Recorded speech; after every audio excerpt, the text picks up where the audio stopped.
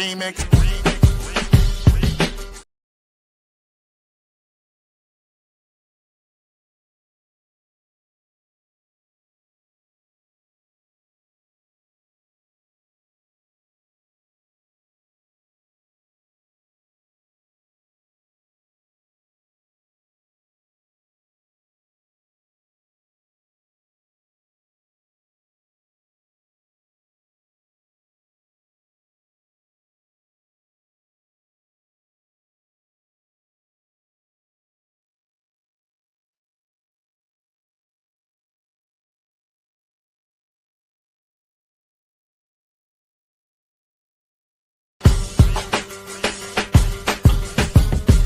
Remix.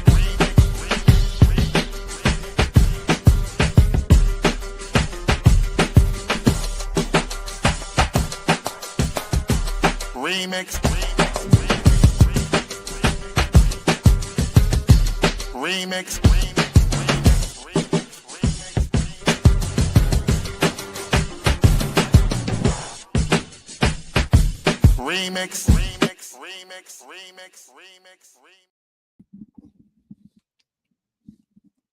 What it do, niggas? Listen. So, peace, everybody. Welcome to the Remix Morning Show. Geechee, y'all, and Amber and Jared is somewhere. I think his computer's going crazy. And yeah, we'll be He's back. having some internet issues. Yeah. How you doing? I'm doing good, Geechee. How are you? Lifing. Life is lifing. Your hair looks different. You took the little twist thingies down? Yeah. Do you have your sides shaved? Yep. Period. Yeah. I need to get a. Actually, my sister did some little interlocking when I went up to see her, and Oh, what is interlocking?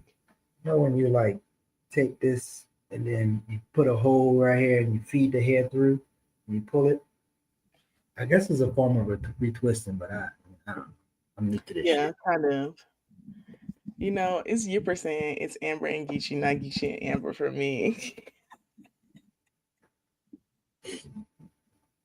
Yeah. Oh, also, like somebody has finally taught me. There's the crocheting needle thing, That's what A-Rob just put in the chat, that they use a crochet needle. but when I first heard, somebody said you just got to do like this, and I was doing it and it wasn't working. But you have to do it, turn You it. have to do like a little certain way. You gotta like go in and out, like weave it out. Too much maintenance, bro. I'm not doing none of that shit. It's too much. Latif said, "Sheesh, Amber's hair looks good. Thank you so much." Yeah, you did get a new do. You did that too? Hell no, I ain't do this shit. Man, I was surprised you did the other one. That was difficult work to do your own hair. Yeah, I did that one. I wasn't willing to do this one because of the curly pieces. I feel like that's too much work. I'm not doing all that. But I got this like the tribal vibe, you know. Yeah. And it's a flip over style, so you can flip it over. And there's a different style on this side. Yeah. Welcome, Jared. We talk about how we did our hair. So you could. I'm not done though, so wait a second, Jared. And then you can flip it over on this side, this way, and then there's a different style here too. Wait, do that again. Go back to the other style. The other side. Okay, so you can flip it over on this side where the individuals are. Flip it over, and there's a different style over here. Oh. You see it? And then when I flip it over on this side, there's a different style here. So is that for if you tie it in some type of style to the side, it'll look different, and then you tie it and it'll look different for the next day? Yeah, just like this. Just flip it over. Yeah, but I'm saying though, was that intentional for them to be? You know how people? Okay. Yeah, Dang. it's called the flip over Fulani braids. So the Fulani braids is the tribal thing, but the flip over is where they have individuals on each side, and there's a different style under each one. So Creative. it It reminds me of those shirts that it's inside out. You can wear it one style and then flip it inside out and wear another style. So I really got like 3 different styles from that $300 I spent. Ooh. Well, I didn't spend $300. I bought my sister some Indian food, and she Now did. listen, But my as niece. we all know, Amber, you should have put that together with somebody else, not bought that hair, what you mean? and bought some property. That's what you should have done, Amber. Because we're always spending so wastefully. Why am I not And you should have investing? exercised group economics. Because this is depreciating value here. Yeah. I mean, you I did don't think support she a watched black the business. video. Did she watch Yeah, the video? Did you watch yeah, the video, Amber? I know, I I'm watched just the playing. video. I watched the video. That's why I knew what you're talking about. A-Rob said that they pay somebody $150 to do theirs. What do you be paying, Gigi? So, if I'm honest, I got back to this country and I'm like, these motherfuckers crazy. Because my barber in Costa Rica he retwists and line me up for damn $20, $25 American dollars.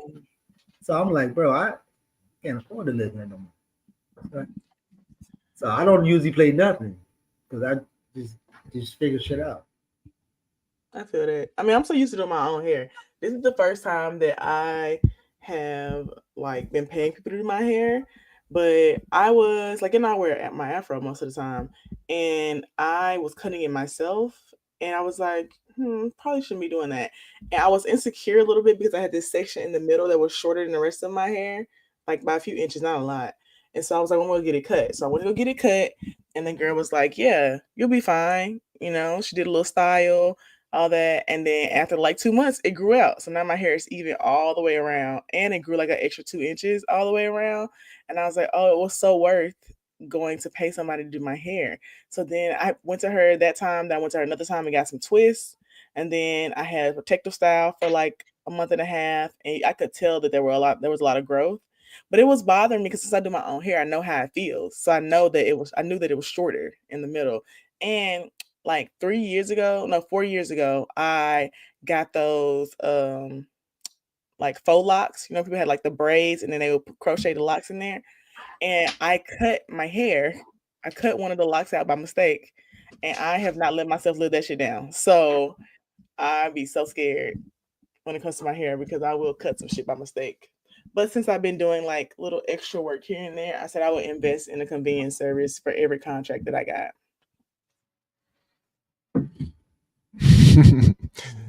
Do you get the Soul Glow reference? Yeah, it's about to Chris. Nigga, I'm not that young. Oh, okay. I'm just checking. I'm You not. be missing. You do be missing a lot of. You be missing a lot of stuff, Amber. So that's a good question. Fair. No, and see, I feel like what happens is y'all don't give me time to process what you're saying. I saw that movie that had the little Soul Glow thing in it. But I feel like y'all be, you're not considerate of the fact that this is early in the morning. I have not taken my ADHD medicine, and it takes me a little second sometimes. It takes me a little extra 3 seconds sometimes to process what someone's saying. And y'all be moving too quick. Okay. Not funny. But let me tell you about the crazy shit that I did though, because I like to do my own hair because I have a neurological condition, and so I know how to do my own hair so it doesn't hurt. But I was determined to get this hairstyle because my birthday on Sunday, and I said I gotta have my cute little birthday style, and I'm going out of town a lot. I want to do my own hair, so I took an edible, chopped it up into fourths, and took a piece every 2 hours while I was getting my hair braided. Then I took a half when I got home because it was hurting, and I never felt the pain. I felt a little tightness, but I didn't feel the pain, but I wasn't high because the weed was doing all the work on my head. So I wasn't getting high, and that was annoying. So then I took another half before bed because it started to hurt a little bit. And I will say, I haven't been in much pain at all. I can definitely tell that the nerves in my head are tighter, but I don't feel pain. And that's what matters. So, hey, that's what's up. Absolutely. Moral of the story: consume more weed. Yeah, you have to consume it in a scientific way, though. Do a 2.5 every 2 hours. Yeah, I heard a managed science to it. It's very much. Jerry, what you got going on, man? How you doing? Man, nothing. Nothing. What's your new hairstyle? I'm keeping it consistent. You know, we love consistency.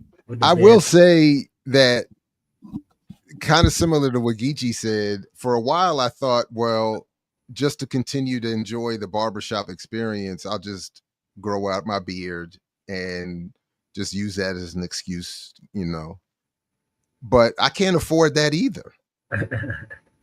The beard shape ups were crazy. So I was like, maybe a couple times a year, but that kind of regular visit that I expected I might have, I was like, man, I can't do that. I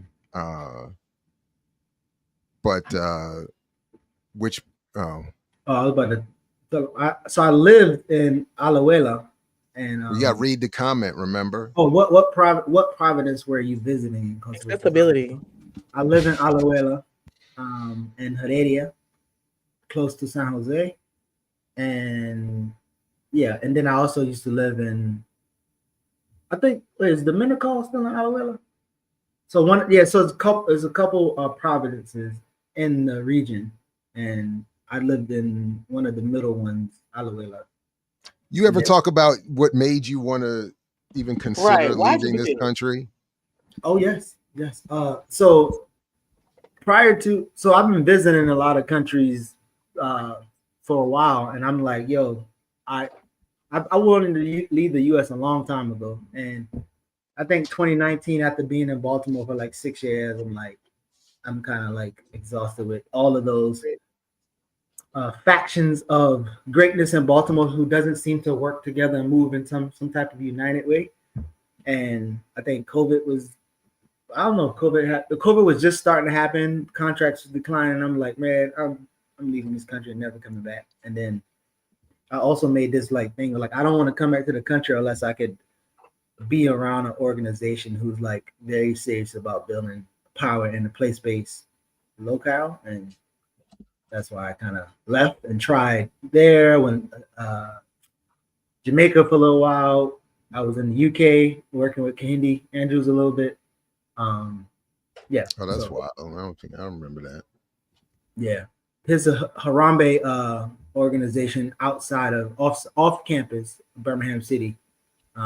Used to try to do some work with them, but yeah, that was the next. I think that I had other relationships and different. How expensive was it going to Costa Rica? Say that again. How expensive was it to go to Costa Rica? Not expensive at all. I also wanted to kind of dabble in what strain of Garvey was still there in Limon and in the Caribbean region, because Garvey worked for the United Fruit Company and his pictures are out everywhere, but there's not a lot of movement there. And so there was this white-ish Costa Rican white worker group that I used to work with, and then there was this collective Black group who happened to be the elders in the group. There was young people, and we all kind of did the thing as a bunch of expats, American, bunch of Black Costa Ricans. But the two of the leaders, one of them worked for not the CIA. Why am I blank? What's the people?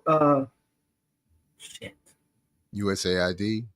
No, the people who's supposed to. It'll come back to me, because he once said he stopped that group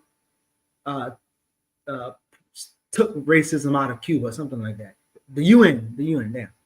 So one of them worked for the UN, and then the other lady, who's very influential, was doing relationships with Southcom. So it was the Black group wasn't serious. All they want to do is cookouts. I think I told you this. I did get to organize a study group reading how to read Donald Duck in Spanish. That was pretty interesting, because I guess how some of the book talks about Latin America, but there wasn't a lot of traction. The worker group in Costa Rica they could be in the streets of Palestine, but also they took the U.S. bait of saying that Nicaragua is destabilizing education in the country when Nicaragua finally nationalized a private school that was owned by the CIA in the U.S. And that's the school that the attempted coup came out of in 2018. Not a coup. I love coups. So that was kind of the final show of the white worker group. I'm like, man, y'all, these people not serious. So trying to marry the two groups was a waste of time. And yeah. Geechee, someone in the chat asked, why did you pick Costa Rica? Mainly because the relationships that I was building, that I went there a couple times actually. I went there the first time I went, I was building some relationship, but then the couple other times I went, I just had I think the best relationships when I wanted to leave the country. I was like, that would be the first place that I would go before I find another place. It wasn't no extravagant thing. And then, like I said, I did want to kind of like see what the Caribbean region close to Panama, where Garvey was. I wanted to see what that was like. That's interesting. And of course, we'll be talking about how to read Donald Duck today at 10 a.m. on Millennials Are Killing Capitalism. And then part 2 of that conversation will take place tomorrow on Saturdays with Renee. So definitely tune in for all of that. And it's been great rereading it. So yeah. And Sudeep, I'm tempted. I need to do some more homework, but I'm tempted to reach out to you to see about co-authoring something if it hasn't already been done. Not co-authoring? Well, because this issue of why don't Black people do what Asians do just keeps coming up. And I just keep referring everybody back to that discussion we had with Renee about what's actually going on in Asian communities. And I would like to see it like a definitive piece. So I'm glad you're down. I appreciate it. I just threw it out there like that publicly, but I have to get my own self on the internet. I know on the internet, but I do want to call it into being. And if something like that exists already, I would love to see it. But I just like, just something just got sent to me the other day again on it, and I just can't. I don't even have any expectation. I'm not even going to front. I don't have any expectation that it's going to do anything. I would just like to know it exists so that somebody and we can continue to point people to something and say, listen, stop it with these blanket, unresearched, unstudied, uncritically examined claims about what Black people should be able to do here and what Asians and others are doing. For instance, has anybody seen the Donut King documentary? Why would we see that? That's a real question. I only know Holy Moly Donut Shop. That's all I know. It's another version of this. It's about a guy who apparently came here. I can't find the documentary. It was on PBS, and then it's apparently been removed for some copyright issue. I can't find it anywhere online. I really hate when they have documentaries out and then they take them down. I agree. But somebody sent me somebody's Instagram where they were saying, why can't Black people do basically what the Donut King did? And he was an immigrant who came, I think, from Indonesia, and yeah, this is it, and set up a donut chain and became like the king of donuts in particularly in California. But it couldn't be here. I ain't never heard this nigga. And then I think according to some YouTube videos, ended up losing it all through gambling and affairs and all this other kind of stuff. But the point was that it was being promoted as, look at these immigrants. They can come over here and do this. Why can't Black people do this? And, and he had 1,300 donut shops. Why, Why? Why he had 1,300? He was managing all of them? And the point, part of it was to the point we were talking about in the thing you sent us, Geechee, was that if Black people did group economics like Asians, you know, something different could be done. And he came over here and then he would hire his own community and put them to work. And that expanded the economic base in his community. And then it's like, so there's like this, and I forgot exactly where he's from, but is this some, like there's some Indonesian utopian paradise in California and based off of a donut empire. And I'm like, so I was, you know. Winston said gambling will fuck things up. And I just want to say, oh, no that's doubt. so true.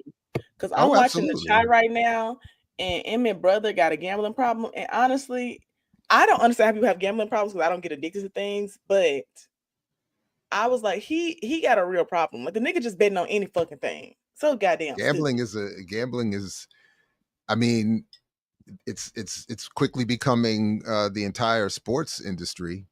That's what he's like. Most of his betting on, like sports and stuff. Here's my thing. I have no right problem on, Stu Deep. I'll catch up with you. Thank you for being down, because I'm frustrated.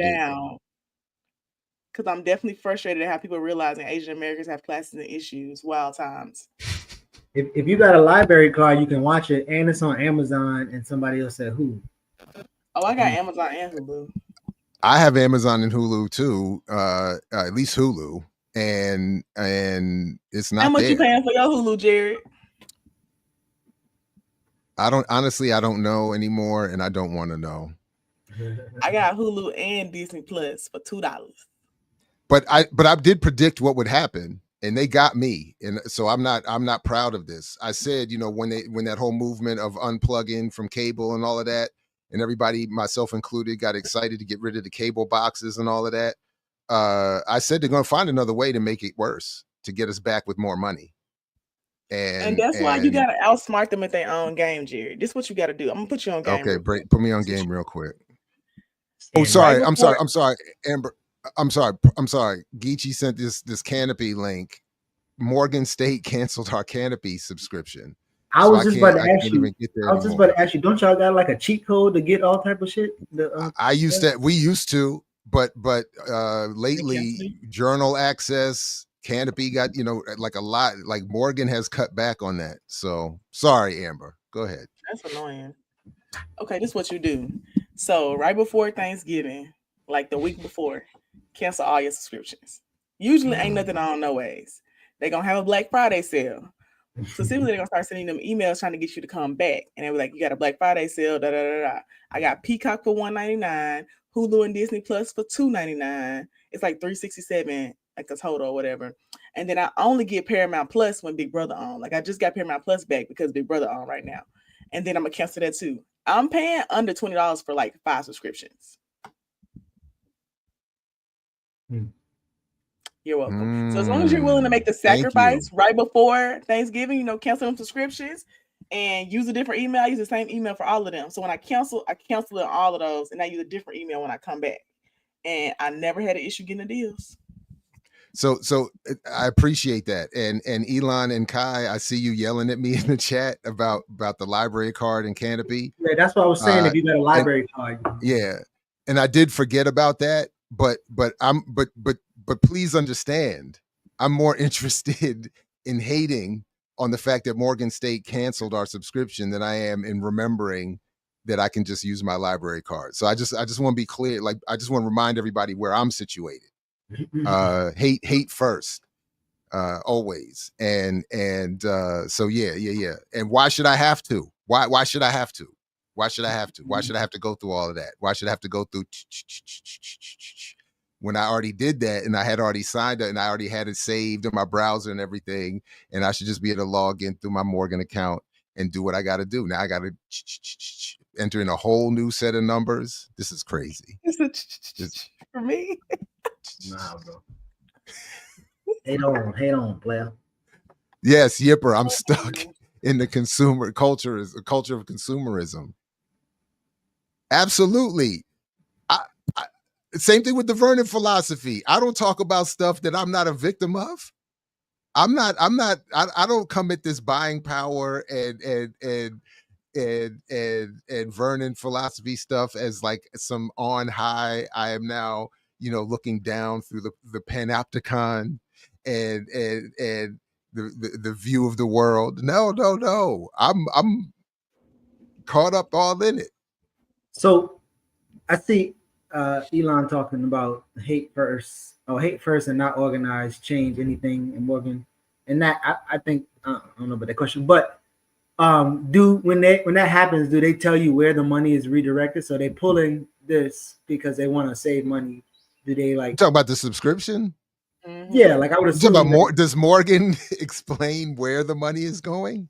Yeah, like when they cut something, they like, well, this is happening because we're losing this, and we're gonna do this and do that. Do they share any of that? Again, I have two signature quotes that I refer to every time I'm asked about my experience, and one of them is, "There's a cavernous black hole into which millions of dollars disappear every year, and we have no record of it."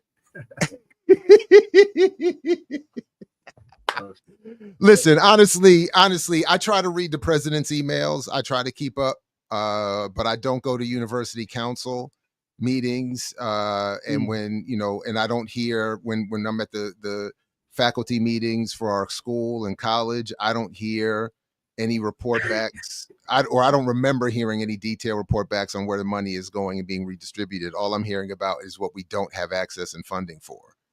It sounds like the Pentagon, yeah, and coincidentally, a lot of the contracts are coming from the Pentagon. So and they got they got a bunch of books and look like a library there too. So there you go. I mean, yeah, I mean it's wild. So, but yeah, I'm at this point, I'm not even going to front. I just had a meeting yesterday about this, and I don't even well, let me say this real quick. I'm at this point just trying to make it to retirement. I'm not even going front. I'm just trying to hold on and make it to the retirement.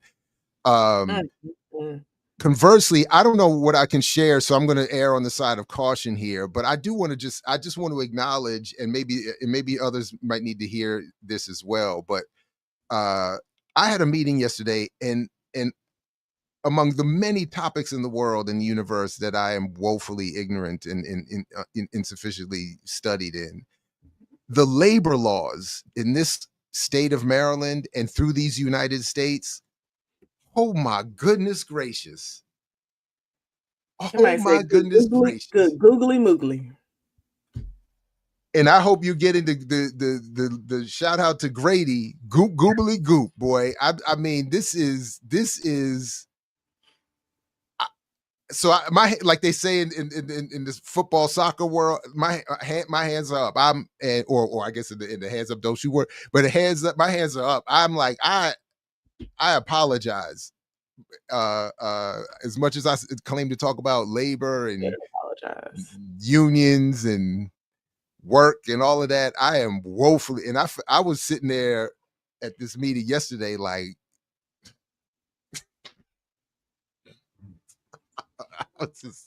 just yeah.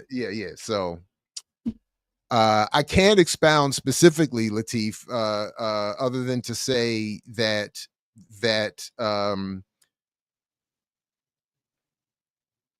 it was in the context of finding out that as was put to me yesterday, that I am part of the 3%. And by that it means the 3% of public sector workers in Maryland who are not allowed to unionize or collectively bargain. And I've never heard it. I don't recall it being put to me this way. And this would add to the contradiction and the criticism of the bougie academic. But as a tenured faculty member, I am classed as management. So that is in part why I am in that 3% that is prohibited from collectively bargaining, because it is said that I am part of the management who has quote unquote faculty governance and therefore is not able to unionize. And I'm sorry to everybody in the universe. Seriously, like I feel like I should not have been this ignorant on the subject. And so I got a lot to learn, and then Yeah. to hear about how the laws ended up this way, and it goes back in some cases 40, 50, 60 years. It's bizarre. So a lot was said in a meeting, you know, so I would have to get some notes and really have to go and read a lot. He was in there. But you don't read, beloved. I was sitting there listening. I had heard Hiram, you know, like, you don't read, beloved. You don't read Maryland labor history, beloved. You know, that's crazy because I literally was saying that shit this week about this ordinance thing. We could talk about that in a second, but I want to address Yipper's comment. Goodness said, Amber, is that a Southern phrase? Good googly. Girl, that's a song. Good googly moogly. That thing is juicy. All my references, I don't know if y'all recognize, all my references are for songs. They're all song related. I thought for a second you were aware of Grady. No, I'm talking about Project Pat, right? That little Chris song when he said good googly moogly. I thought it was Project Pat. No? It could be a sample. Yeah, I think that's Project Pat. Oh, you want to hear about something cool that I did? Oh wait, I'm sorry. Just so I can address this. This is one of the points that I wanted to close off my little rant about. Cynical. So you have rights to make changes at your university. That's the trick bag. There is no actual faculty governance in the way that you would think of. Certainly at Morgan State, there is no faculty senate. The university council is a sounding board. It's not, it's or like for the that's not the right word, but it's like just for a dissemination of what the president wants folks at the university to know. So it's not faculty governance by any what you would think of, but yet it's said that's the argument, and that's the way the law has been. The argument is that I'm part of that 3%. And as the joke went was, the person said to me, I bet you wish you were part of the 3% in terms of income or salary, but that's not the 3% you in. And I'm definitely not the 3%. So I just want to clarify that that's part of the trick bag, and that's part of why I was at the meeting, and that's part of why I'm saying I have a lot to learn, because it's symbolic and nominal only. So much happening. Yeah. So that you know about. Josephus said that it's Pat, and then Elon said Amber is showing her age. I actually am not. This is one of those scenarios where I don't listen to them. So I don't listen to much 3 6 Mafia, Project Pat, really any of the like super popular Memphis rappers, like old school rappers, because there's a lot of violence in their music, and them niggas be talking about sexually assaulting women. This might say he's gonna hit this girl with a chair in the song. 8 Ball and MJG songs they're just too much for me. So I purposely don't listen to them, but I do listen to the popular ones, like because they play them at like clubs and stuff. But most of their music I don't listen to because I just feel like it's way too sexually explicit, way too violent. They're doing a lot. And they talk about to me, they talk about abuse in a normalized way. So I purposely don't listen to them. Gotcha. So, shout out to my brother, sorry, Geechee. Moogly is a phonetic euphemism to keep from taking the Lord's name in vain. Grady on Sanford and Son made it a tagline. Thank you for the history. Thank you. That's how we do.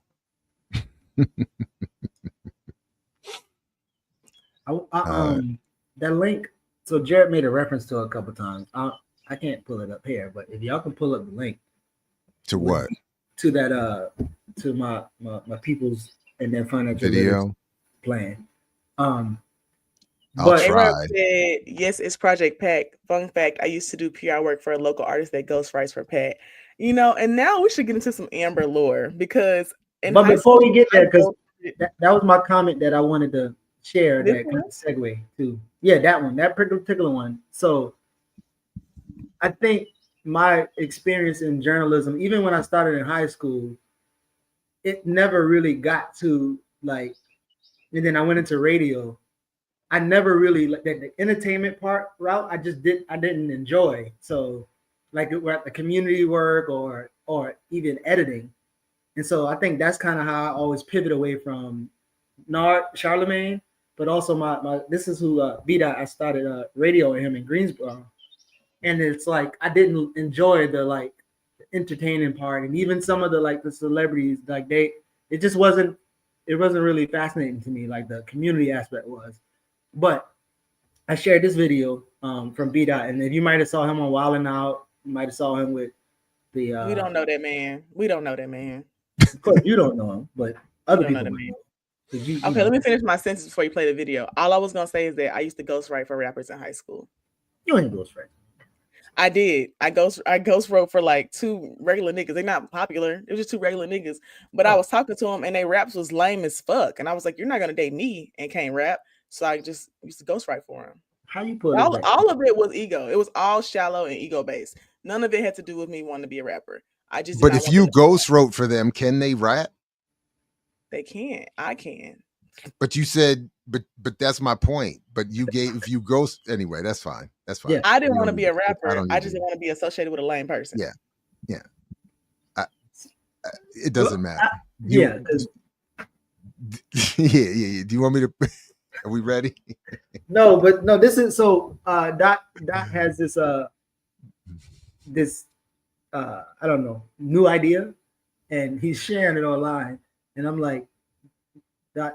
Well, go ahead. Niggas always had new ideas to the same idea that somebody else had 5 minutes ago. And collaborative efforts. That's all I'm on.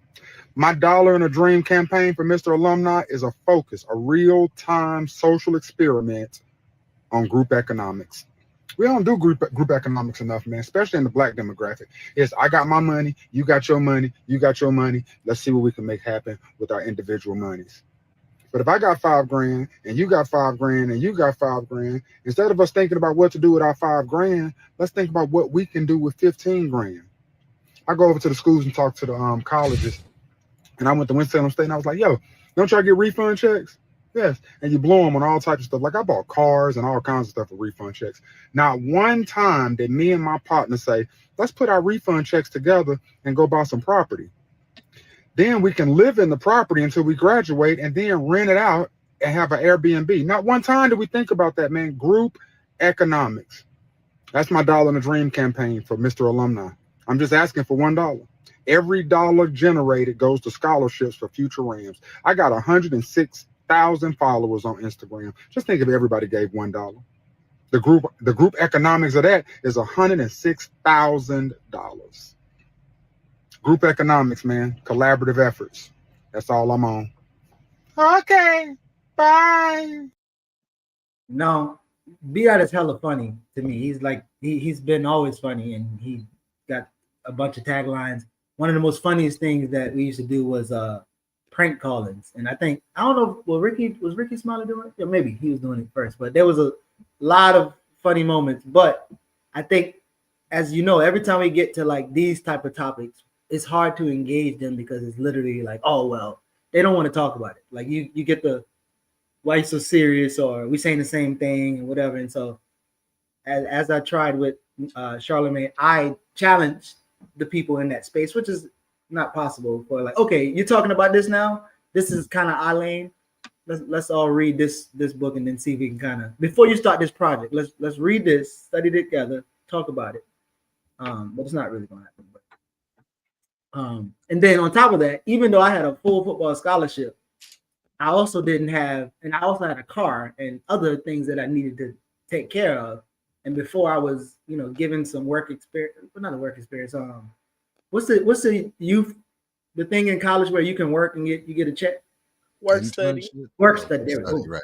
Before I was told that I actually can do work study, which I did, and wasn't really working, getting paid. I took out these small ass loans, which is not really small, and the loan went to the car payment and other shit. So even if I got $2,000, $5,000, I'm not about to put it together with the other people who also got expenses and stuff that they got to take care of. But it's so interesting that he said that, because actually at my undergrad school, the South Asian students used to do that. Like the South Asian Arab students used to go and all live in a property.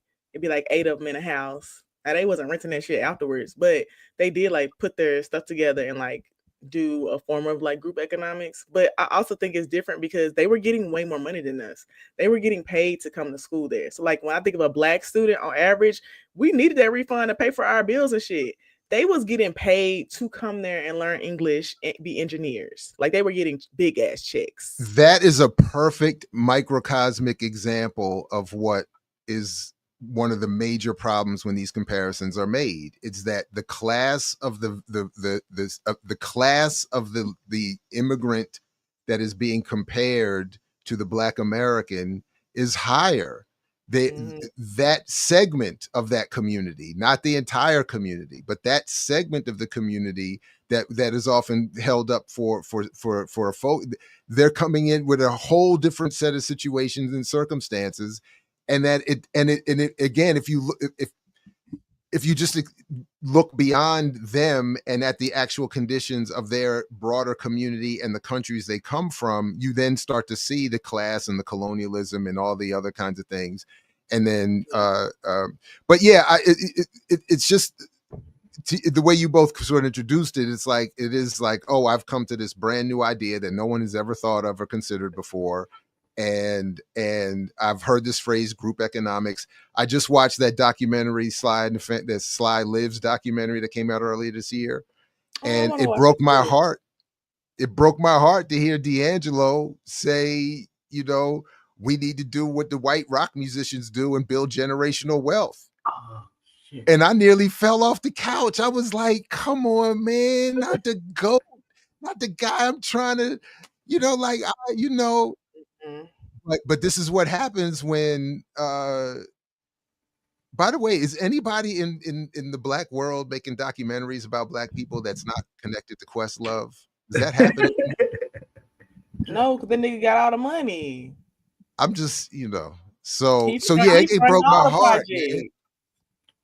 I think so. I try to do this with Jabari and them when they were saying like how we could, you know, and Baba Imhotep had a school, and then I was like, yo, so if you make I don't remember what they were selling, kale chips or beard oil, and I'm like, okay, so if you make $200,000 or whatever selling those things, would you give $100,000 to Baba Imhotep to help, you know, build a school? And the person's like, yes. And I started asking question, okay, well, how are you going to buy the products to make your oils? Are you going to pay workers? Are you thinking about that? And then where are you going to distribute this and all this other stuff? Are you factoring all those costs? And then your living expenses. And they was like, well, and because most of the time these experiments or these advice, I don't think like they put it on paper and like see how it's actually going to work and how it makes sense, because you would have to factor in, okay, when these people take out a loan, what type of expenses and debt do they have, and can they afford to give your ass $5,000 of a loan that you don't even like? And even if you had 5, 10, 15, 20, 4 people, $20,000, what the fuck you gonna do with $20,000? Like, you also raise, as the point of that video, you raise $100,000 from 100,000 people who now all want a piece of whatever you develop. So you basically look, man, I'm not trying to look, at the end of the day, all jokes aside, I get it. And this is what actually does piss me off. Underneath all of this bullshit is a genuine, I think, for the most part, I give people the benefit of the doubt, is a genuine interest for something good to happen to Black people. I agree. And so that is what started me on this path so many years ago, that it was like, but wait a minute, if we really want that good thing, this ain't it. And so I'm laughing, I'm whatever, but I am really frustrated, and I get because I get that this is the manipulation of a genuine and legit desire for something better for Black people in wherever, and it's like yeah.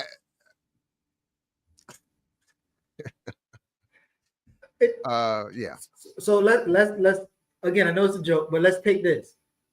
Okay, we with that money we buy cheap land in Arizona, and the land costs all of that money. So now what? We got to go right back to raising the money again to build a building, and then we got to go right back to the raising money to pay for employees, and then right back, and then the product. Like it, I mean, at some point you're gonna have to sit like this shit probably not gonna work, and And could we try other ways? And then when people introduce other ways, like there's never like a real consensus building situation. It's like the majority of people agree with this person. And as we're gonna get to with How to Read Donald Duck, it's not that they agree with this person because they understand even the logic of this person. They agree with this person because of their followers and their ability to entertain. And I really hope people would not agree with me because of how entertaining I am. I really hate when people fall into the celebrity lore. But that's what happens on this platform. Like, and Ricky talked about this often. It's like we're consumed on this.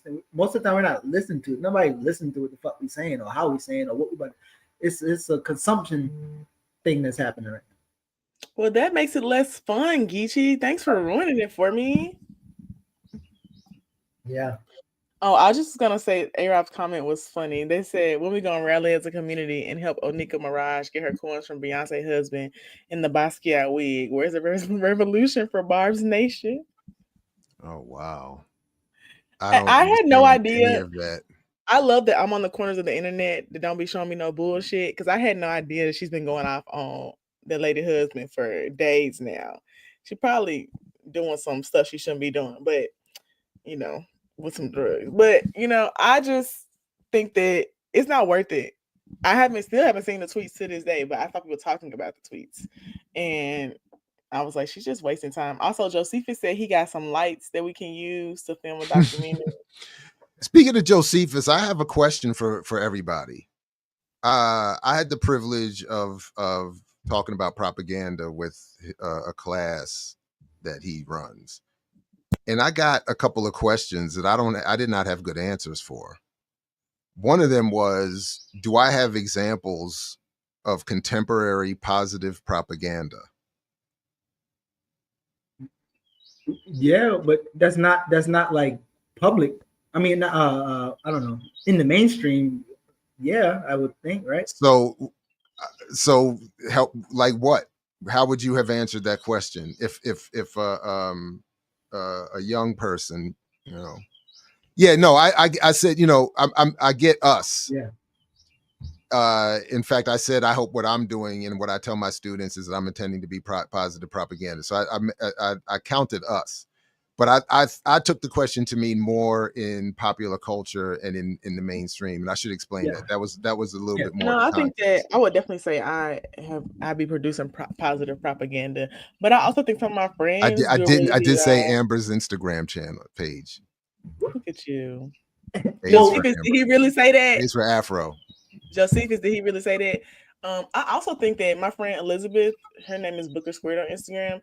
I think that she produces good propaganda. It'd be funny as hell, but also it'd be to the point. And I definitely feel like people learn a lot. And they're saying we're the positive propaganda in your neighborhood, Jared. Yes. That's what I'm saying. I think organizations and platforms like this, Millennials Killing Capitalism, there's a lot of great propaganda, but I wonder if was there a conversation around, you know, qualifying positive and negative, and then no, it wasn't a thoroughly, you know, investigated concept or part of the conversation, but it was positive in I think given the context. The whole comment out, Jared. Well, I'm not the one that pulled it up, so I was just trying to react to what I saw on screen. So yeah, positive. Do they mean effective? The right political line, more along those lines. Yes. Yeah. Mtume. Yeah. Something I think that would have reflected. They were looking for me to give an example. What I think that they would have, given the context, I think what they were wanting me to say was something along the lines of Kendrick at the Super Bowl, Beyonce at the Super Bowl. So I did point out that in the popular pop cultural world, that the brother that got arrested at the Super Bowl during Kendrick's performance, that he was attempting positive propaganda. Y'all found out he was married. Wait, before the dating, like with Jerry, I think that that was gonna be my question. Could you say that the propaganda have to be interpreted and usable, but it's not like, so for instance, like we do with the review crew, like there's movies out there that if explained right or if engaged right, it could be like a good tool. So like, is that, would you say I didn't that, see it that way. What I was stuck on was trying to think of something that I would accept as a form of positive propaganda in the popular cultural sphere, not something that we could twist and make use of and through critique and stuff. Yeah. That's at least how I was approaching it, and I was stuck. The positive propaganda. Yeah. We wasn't going to get into my dating life, Geechee. I was just going to say I was shocked to find out he was married to a non-black woman.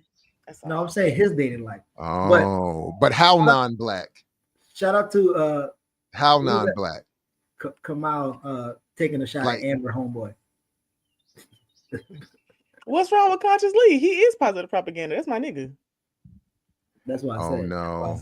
I just got dragged by being in association with him, and I'm not in association with him. Why?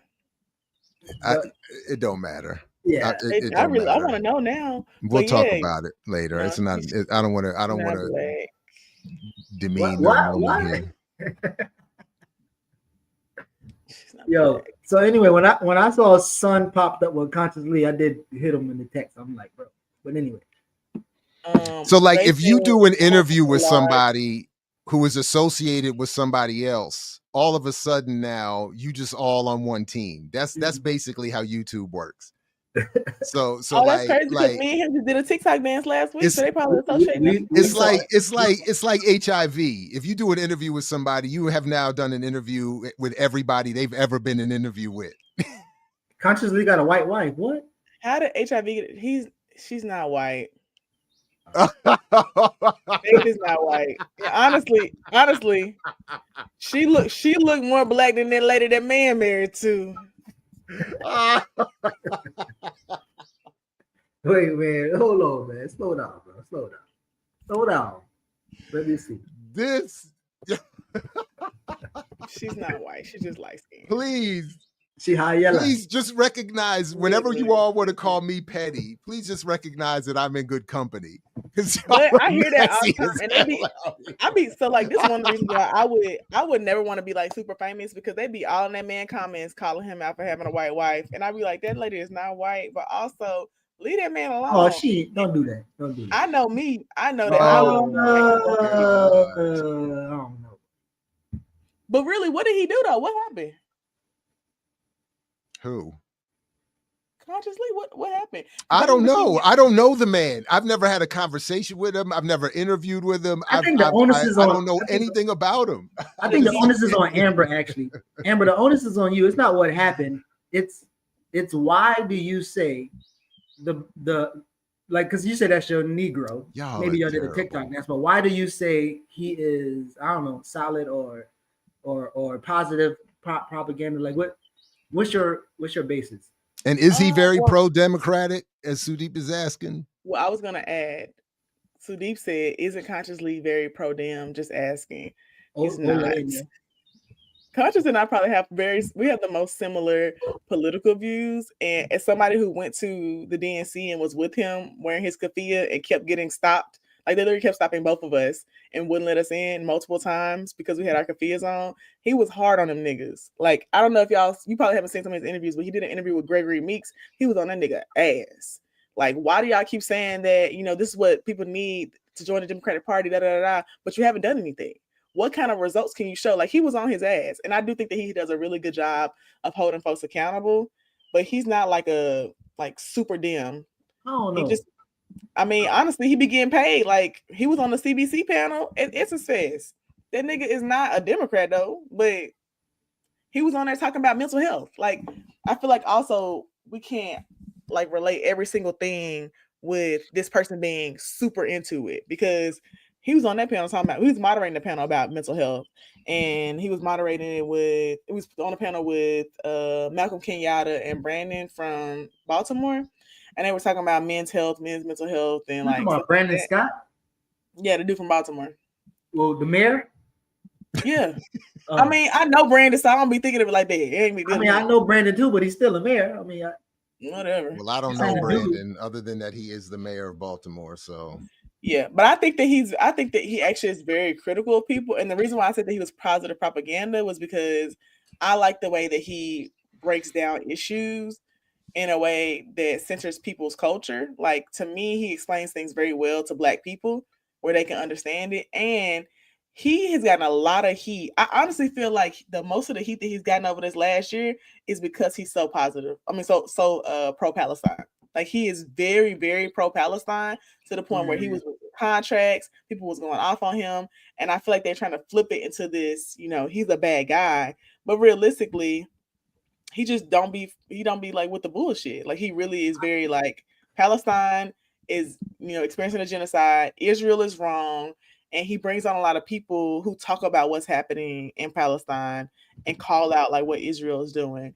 And he started getting shadow banned for that. And then he switched to YouTube. Like, he doesn't post on Instagram as much anymore because of that. He switched to YouTube and does a lot of like live streams on there. But I don't think he's a bad guy. I think that he does a lot of really good propaganda around like what people should actually be knowing about an issue. Like, I think he really helped to recenter what's actually happening in Palestine versus what people were saying. And he really called folks out for saying we shouldn't support them because we're Black. He talked about how this is not like a separate issue.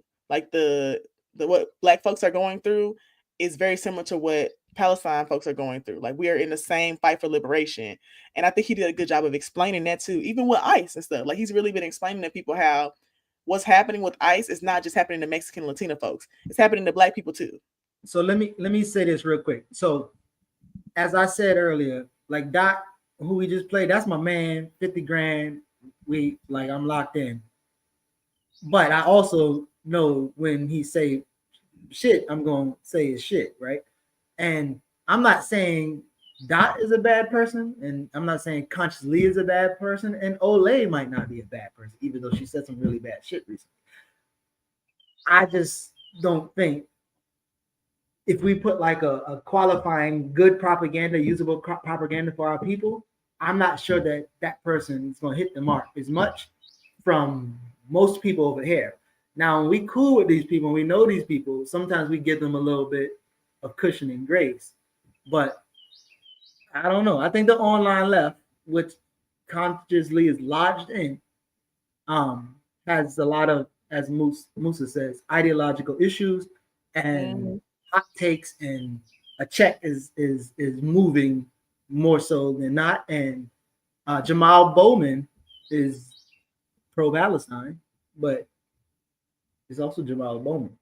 I don't know. I think that I agree with what Josh said. I think his comment made the most sense. I'm trying to find it again. His comment made the most sense to me for what I feel. I think also Conscious is very similar to me in that he hasn't fully made a decision on some things. And I think that sometimes people need to like experience it a little more before they decide on stuff, because someone asked was I a socialist in the comments. I'm not a socialist.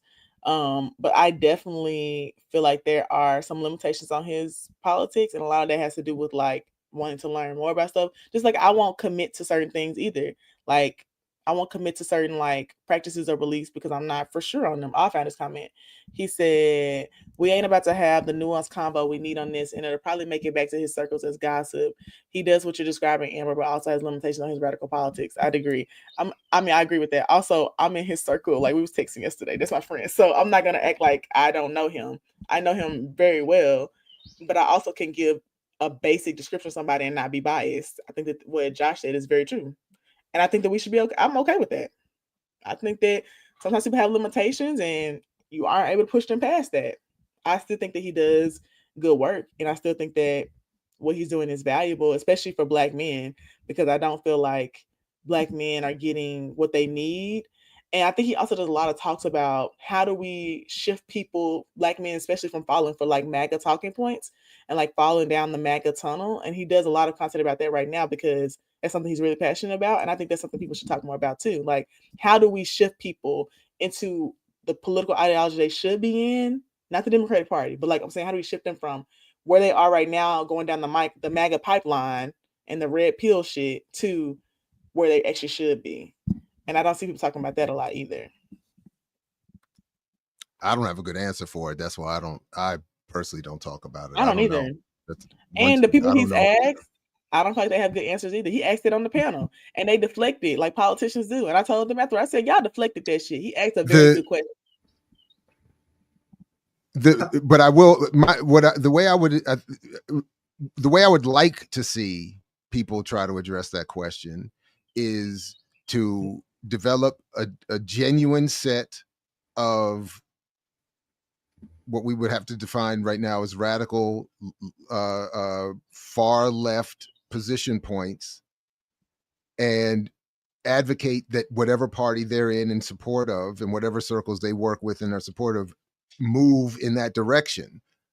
That would be the only way to get, I think, to get people who are already at the borderline, so to speak, of MAGA, which is just, I can't even comprehend that. But if that's where people are headed, and this is the group you're talking about trying to reach, the only way I think that they can be reached is by having a movement or a party that, or a set of politics or passed legislation that would address their actual concerns. In other words, if you are a Democrat and you see people moving to the Republicans, make the Democratic Party actually move to a leftward position and do things that would benefit that community. And then when you see the limitations in that, move to build with people who are farther left of the Democratic Party to do the same thing. I don't think, as I sit here today, I don't think we can win a messaging war with people who are already at the borderline of MAGA, so to speak. I just don't see that happening. The illogic even among the so-called left, and the wild lack of principle in engagement among the so-called left is in such a bad state that I don't see. So that, so that would be my, don't worry about trying to grab them. Make your party be actually better, and by extension, by the proof of work, not making any reference to cryptocurrency when I say that, by proof of, by the proof of the evidence of outcomes. Connected to cryptocurrency. Because proof of work and proof of what's the other one are connected to mining and how you identify. I can't even remember the details, but it's a phrase that's associated with the cryptocurrency world for how you determine that a coin has been mined or something to that effect, something like that, or how Bitcoin or some other coin is proof of, somebody in the chat room, it's proof of work and proof of whatever. So. And okay, I want to get you to answer this question. Wait. Can I just say, sorry, real quick, before my bad. I didn't know you wasn't done. You had stopped. You paused too long. You're right. But I was trying, because I couldn't find this starred. A-Rob says, FD said yesterday, the people who reference George Jackson can't articulate what that means regarding action today and are mainly just in left social circles, not in organization. Can you please send me a link? Who's FD? FD signifier. Wait, FD said that? That I'm not aware of that. And if he did, I would like to see it. And yeah, I would just like to see it. And so please email me. I mixwhatilike@gmail.com, the link to that. And yeah, please. I really would like to see that in its full context too. Cause yeah. Okay. But sorry, Amber, please go ahead. You were going to say something about the question about Geechee's. Are you a socialist? I'm one of Sun and Made Churn. That's what I am. What about you, Rad? And then somebody asks, okay, so why aren't you a socialist? Why haven't we unpacked that here? Because I don't want to be. Nothing to unpack. I mean, you obviously have every right to not explain yourself, but that's my explanation. I don't want to be. Well. So why though? But that's not. Maybe let's start with what do people think a socialist is? Like, what is the socialist, and how could you be a socialist? Yeah, good question. Also, somebody called out Renee having a white husband, and I said, "How she catch a stray? What this got to do with her?" It's rough out here in these streets.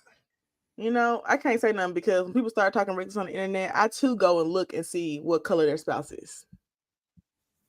I too be like, I wonder who they're married to. And a lot of times, it'd be a white person. But Renee So don't is count. I mean, so at what point does there? And I'm not mad at any of that. And I've even made my own choices in life around these issues. But I'm saying, at what point does their political analysis and work come into to factor or is it all disqualified or? Latif said it's 283 y'all watching, but only 83 likes. Yeah, that's so that means crazy. 200 of y'all ain't like the stream, and y'all should be liking this shit just off my hair alone. To be real, Mine like, too. do you see this? That's all I'm saying. Yeah, Jared's too. And now that I saw the release pictures of Vin Diesel at the beach, apparently, the amount of good looking bald light skins is it's short supply. So you should enjoy this right here. My stock is going up. Because they was over there like homeboy is not, they said the next one they were saying it shouldn't be Fast and Furious. He says his fasting furiously is what he needs to do. I said, damn, that's messed up. They admitted it. They said they're body shaming him. I said, damn, that's messed up, man. Did he gain weight? Live. Yeah, he well, this one picture that I saw in this one short little clip of a stupid video, he looked like he's not on that Drake surgically installed abs regimen. And is that true? Did Drake surgically install his abs? Is this true?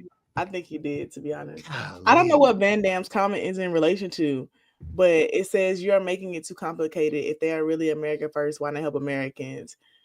I don't know what it's about, but I really just put up to say, oh, MAGA. Oh, okay. How do you address yourself to MAGA? And if they're worried about America, then they should, I'm assuming, I don't even identify as American unless it's required, so I don't care. Wow. Well, the chat said Drake did install his abs. I can't even I can't even imagine what world we're, yeah, but more power to people who become rich and famous at a young age. I think it's just not a good combination for solid mental health. Jerry, I just want you to know a lot of people in the comments are saying, why do we care about what FD says and that he's unserious? Oh, I don't know. Somebody, well, you gotta ask the person who put that comment up there. Yeah, I need to get my fellow biracial, and not just biracial, but Black Jews. Like we are a very select special club, and Drake is really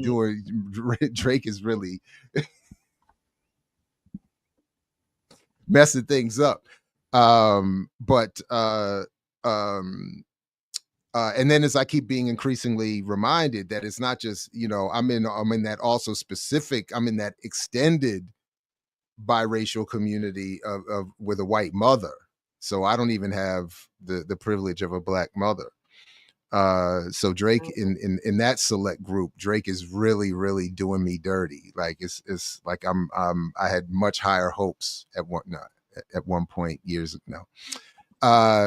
But FD, I don't, maybe because FD and I interview from time to time, he pops up around here from time to time. His videos actually are, referenced somewhat routinely by my students. And he's, so I guess that's it. And he's got some overlap politically with people in our spheres around here. So, and somebody said, and anybody who said something about George Jackson, I kind of want to know what's being said. That's all. That's a fact. And I think on top of that, that literally is what we would be saying with how you approach consciously. Like FD is probably bigger than consciously or as big as consciously, and decide not to do the consciously route. And so if consciously got something to say that we were examining, it would make sense that FD as well, especially if we're on online platforms and trying to counter some of the bullshit. And especially since, because as I was making an inappropriate comparison to certain viruses at one point in time, that because I have apparently interviewed and been interviewed by FD, every single person he's ever spoken to, I am now in association with. So if he's speaking foolishly about George Jackson, I gotta clarify, since, you know, I'm forever going to be dragged. Listen, I don't, you know, in all seriousness, I don't know that it's that important, and I don't know that any, you know, obviously even any, you know, even dare I say what I'm saying is not that important. They said they want us to finish the conversation about socialism. So Geechee, explain, yeah, come on, let's go finish. Explain how you feel about socialism. So they actually wanted to.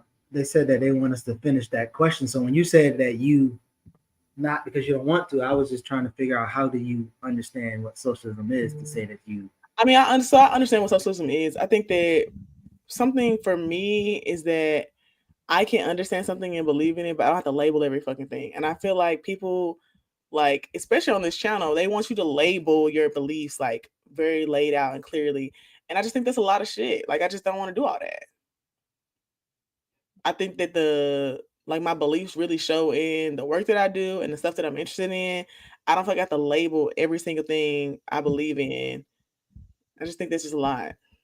I mean, I don't think it's labeling. It's just like, if words They have say, meaning. are you a socialist? Is Amber a socialist? Real quick, but I'm saying it doesn't have to be label or belief. It could be a social order, a line. It could be a lot of other things other than just as simple as belief. And then the question would be, well, what would you be fighting for as an organizer? What type of material conditions or social order are you organizing for?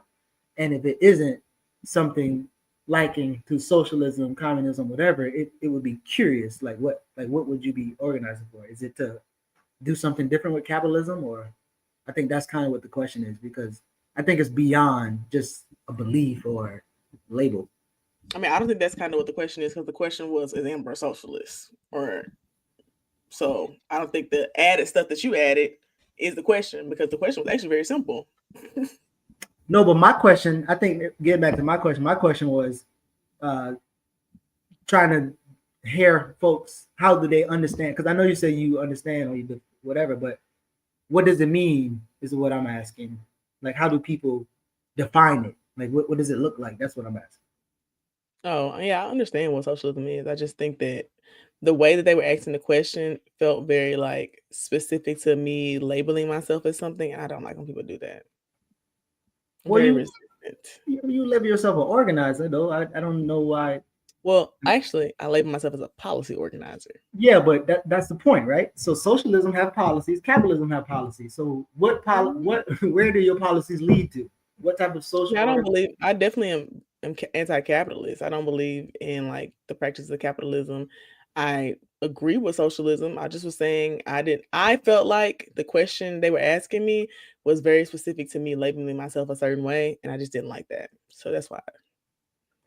I mean, I feel the same way about other stuff. Like when people ask me about new African revolutionaries or other stuff, because I agree with a lot of different, like, takes. I agree with a lot of people's, like, ideologies. I just don't necessarily want to say I'm that thing. I also feel like when we were talking about in the chat, like people saying like the left and other stuff, there's just so many terms, and I just don't like it. I don't know. I just think we already use terms, so it's not. But I do think Moose's question is interesting. He was asking, was it possible to claim abolition but not socialism? I mean, I think that they go together. I just think that in my head, like, what I'm organizing for is abolition. Like, that's what I'm organizing towards. And I think that socialism could be included in that. But I still think that at the end of the day, it's just a lot of labels. And I don't feel comfortable with those. I feel like they put you in a box. Because although I might believe in those things, I might change my mind. It's just my my tendency to not commit. It's just my purposeful hesitancy to commit to something. That's really what it is. I got commitment issues, like Drake said. And when I feel like something is too permanent, I become very hesitant to it. So I believe in a lot of those things, but I am very hesitant to say I'm labeling myself in this way.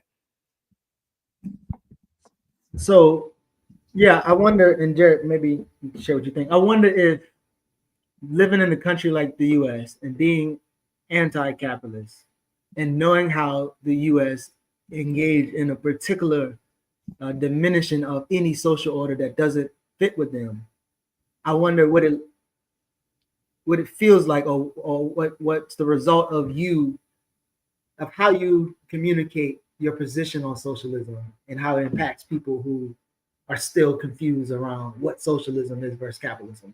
Because it could also lead into like, well, all these systems are bad, none of them are whatever. And I had a sister who I went to college in one space. She went to University Virginia Wise, and she's from Ghana. And she admitted to me, like, she just learned who Kwame Nkrumah was in DC. Mm-hmm.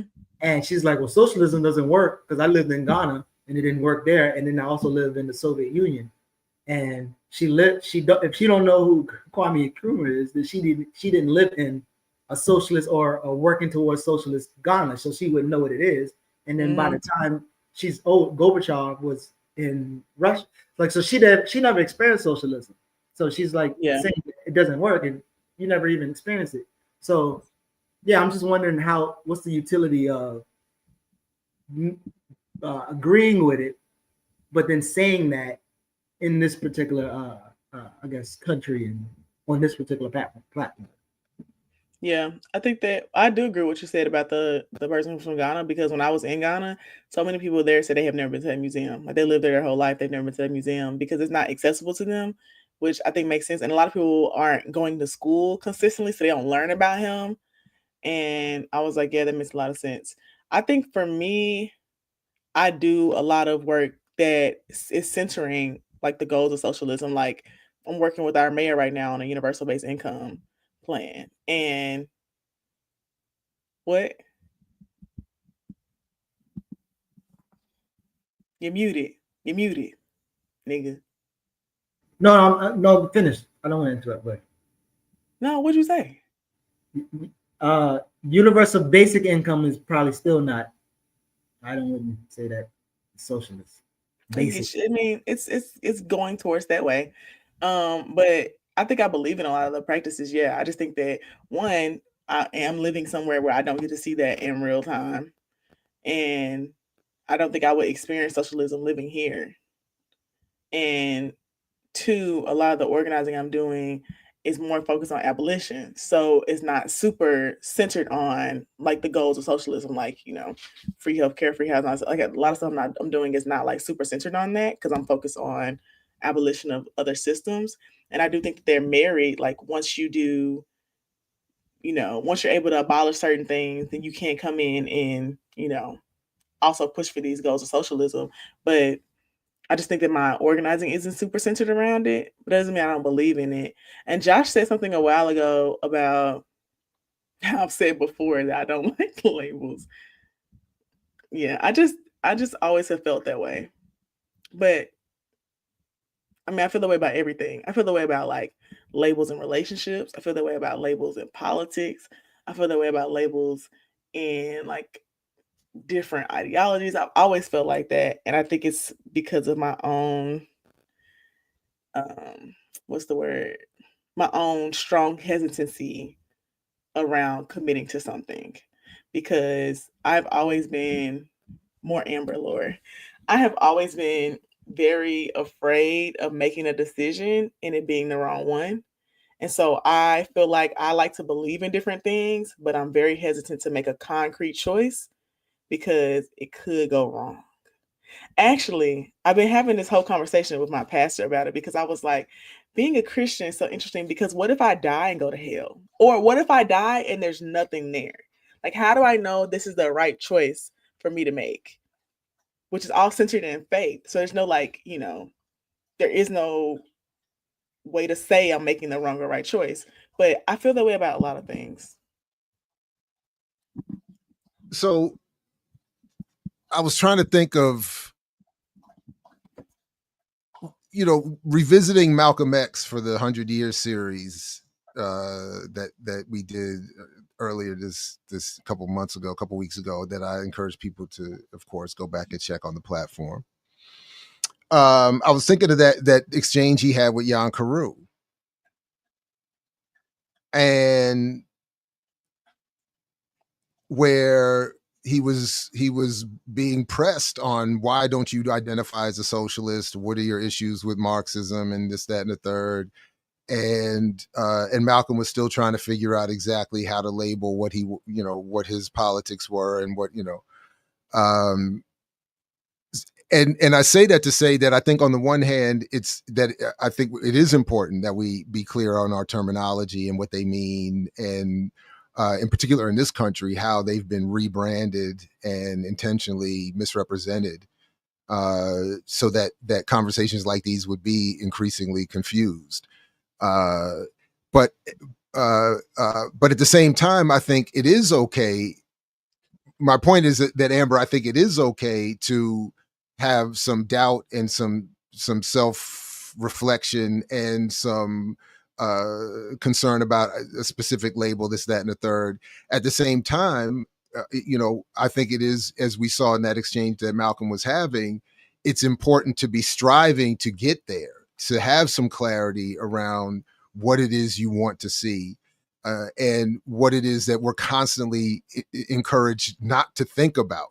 That I think so much effort goes into limiting our concepts and our political focus and work to something narrow and very specific and very detailed, that we don't often think about the world we want to see. And again, that's why I want to come back to it and keep coming back to it. But I think that what the PSL did with the Socialist Reconstruction book is very helpful, that it helps clarify some of the terminology and give it some, this is what it could look like tomorrow.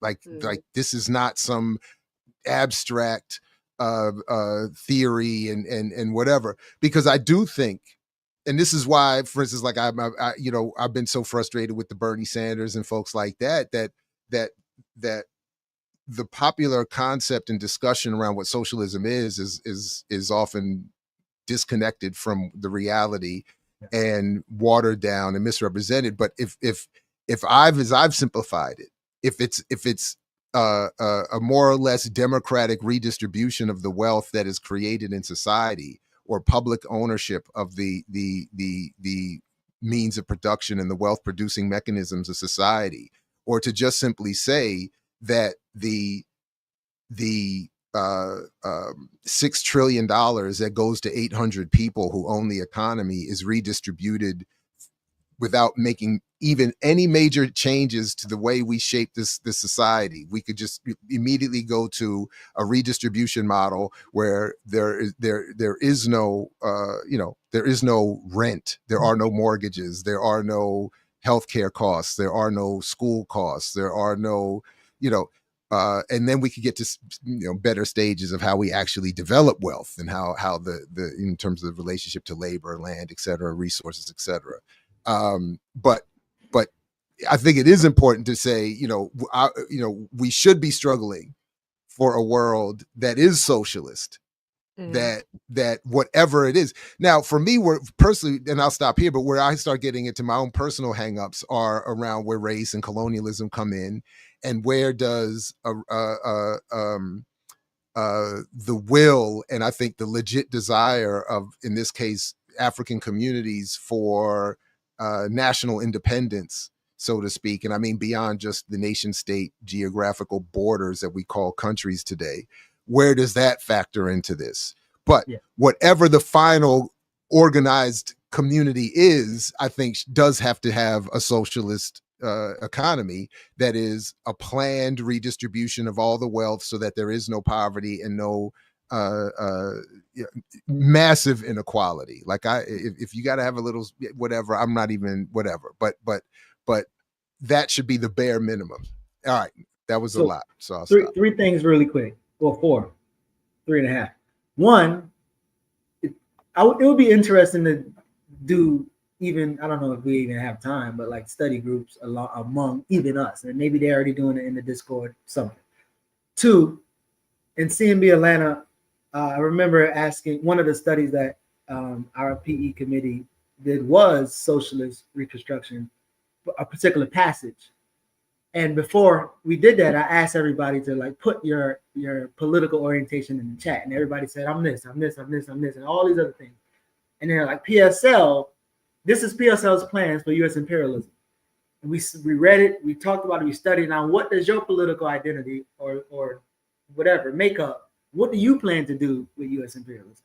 How does it relate? Like, do you have a plan? I think that's one thing. And then I think Ajamu did a really solid job in Hood Communist on ABCs of Socialism that I would recommend that people engage. Because, yeah, I think sometimes, even as I think about Wilmot Blyden, the way he used to use liberal is definitely not the way I think people use the word liberal today. And so I think concepts might change, understandings of concept might change. And it's just unfortunate that we are not doing the touching the grass, as Claudia said. Somebody walked in. I'm sorry. Nothing. Go ahead.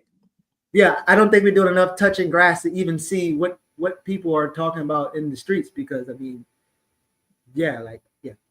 So just as a quick suggestion, can we just start with that piece there? You send it to us, and then we all read it for next week and throw it and add it to the mix of Friday mornings, our next Friday morning remix.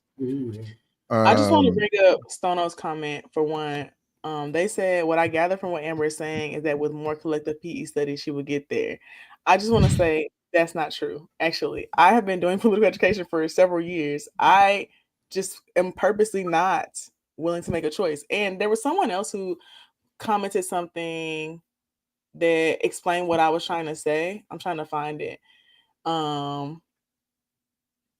Well, A-Rob kind of touched on it a little bit. They said, as someone with commitment issues, I get what Amber is saying and how it extends beyond just ideological and political affiliations. It's not about not subscribing to the ideology, which is part of it. But here it is. Okay. People are fearful. Comrade P said, people are fearful of failure. And that's what this sounds like. It's hard to know you're on a path to destruction. Most people are just as afraid as Amber. So I'm going to be vulnerable because me and my therapist been working on that. But that's exactly what that is. I have a very strong fear of failure. And I have a very strong rejection sensitivity syndrome like symptoms because I have ADHD. And so a part of that is that I don't want to commit in certain ways because I don't want to fail something, especially when I'm winning a lot. Like I've been winning a lot of policy stuff and like different laws and stuff over the last 2 years. And so I'm very fearful of taking certain moves because I don't want to fail. But I have been making small steps to get to making like taking more risk in things. But that's really what it is. I just have a very strong. And I feel safer because someone else, I know Musa was asking about abolition and what do you do after that? I feel like I feel safer with abolition because I've been working on ways to abolish systems here in Memphis that have been working. And so I feel more comfortable talking about it because I've been able to do it. I don't know what will come after that. I feel like there are people who've been working on socialist stuff and socialism who could come in and help. But because I haven't specifically been working on that a lot, I don't feel the most comfortable. And I'm very hesitant to say. And then we bring in socialism and give everybody free housing and healthcare. I think that's hard for me. I am okay with taking small risks, like the mayor saying he wants to work on universal basic income and being like, can you help me? Or can you tell me, what do you think? I am cool with that. But it's very hard for me to like take a leap and say, I'm also working on these things. Well, so thank you for being vulnerable. I think Baba Wakesa and Mama Afia in Atlanta, who is a couple, they have this good framework. I think it's warrior, healer, builder. And it actually talk about locating some of these feelings, these reactions, fear, being afraid, and these other things. But I think to your point, understanding what a protracted struggle is and not being caught in single issues would sound like a good avenue, because like these single issues that even that you said that you're tactically working on, they lead to something, and they should lead to something. And then kind of pivoting, I wonder if sometimes this, when somebody says something about commitment issues, like the reality is sometimes it could be rooted in not wanting to be accountable in a way, because we are committed to certain things. It's just like the things that we're committed, like people committed to showing up in the chat every Friday at 8 o'clock or whenever. People committed to the way in which they engage other people. So they are commitments, but if there is ways to avoid particular accountability, that's actually probably the driving point, as opposed to like not like being non-committal. It's kind of like, my comfort is I can control this situation, and I also could, and again, I'm not saying everybody's saying this, I can escape accountability, and so I will engage in this type of thing, but something that's going to hold me accountable, you know. So as my good sister Nakaya says, if organizers, we're trying to get other people to change their relationship to risk, then why can't we also be constantly changing our relationship to risk? So, Amber, if I understood you correctly, like I've empathized greatly, especially after my recent attempt at local politics. What happened with the board? Well, so I had to step down from the village board to run for the association board, and I lost that race. So I'm currently out of office, entirely out of office. But so I didn't run. So part of it was part of it was my campaign. I didn't do what I needed to do.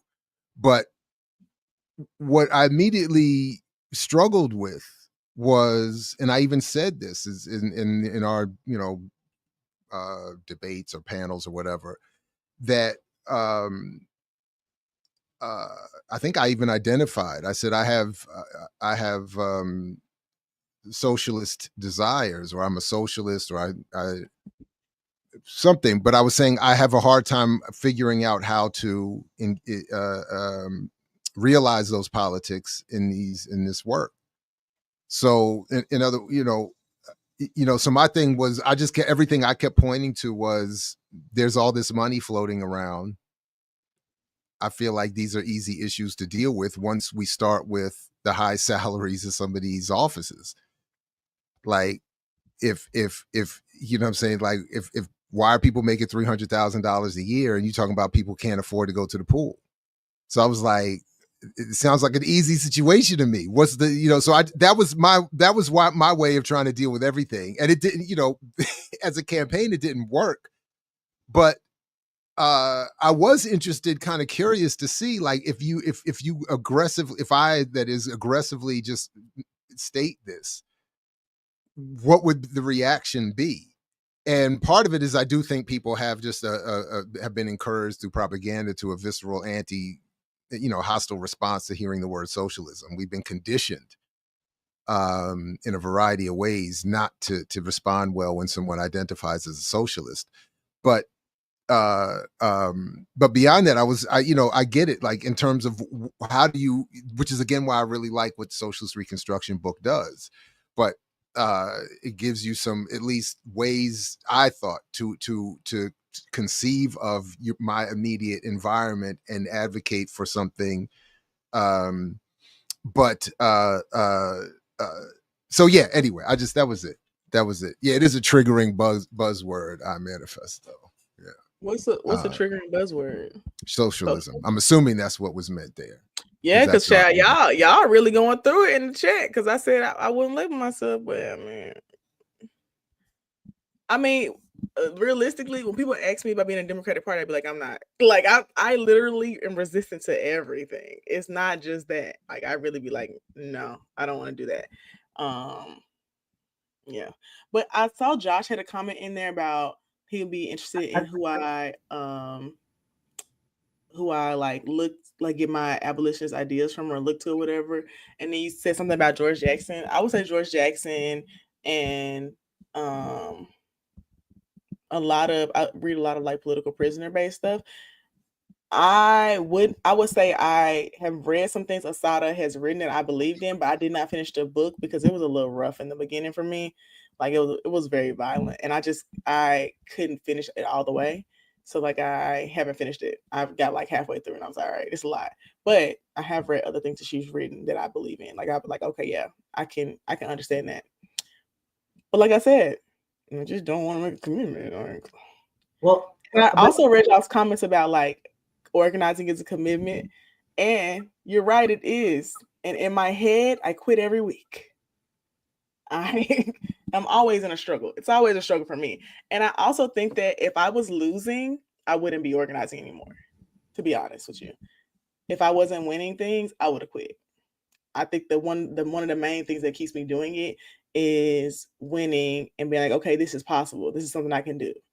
But if I wasn't, I'd be like, ooh, shit, this ain't working. Yeah, I don't know if that was Asada's autobiography as a framework for abolition.